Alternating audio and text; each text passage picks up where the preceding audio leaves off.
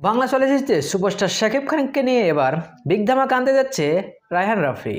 পরিচালক রায়হান রাফি এর আগেও তুফান দিয়ে তুফানে তুলেছিল, কিন্তু এবার তাণ্ডব দিয়ে সবাইকে তাণ্ডবের মতো একদম ঝলসে দেবে।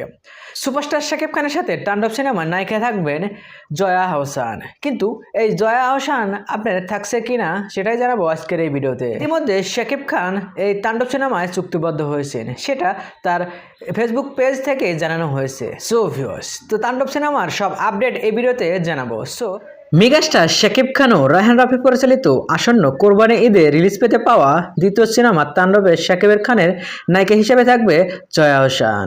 মেগাস্টার শাকিব খান এবং জয়া আহসানকে শেষবার মতো দেখা গিয়েছিল পূর্ণদৈর্ঘ্য প্রেম কাহিনী 2 সিনেমায়। আবারও দীর্ঘ 10 বছর পর এই জুটিকে দেখা যাবে রায়হান রাফির পরিচালনায় তাণ্ডবে। এই সিনেমায় শোনা যাচ্ছিল বাংলাদেশের নায়িকার পাশাপাশি কলকাতার প্রথম সারির একজন অভিনেত্রীকে দেখা যেতে পারে। সো ভিউয়ার্স, আপনার এই ভিডিওতে আপনার কি মতামত কমেন্ট বক্সে জানিয়ে দিন। আর হ্যাঁ, বিনোদন জগতের সকল খবর পেতে চ্যানেলটি সাবস্ক্রাইব করুন। ধন্যবাদ।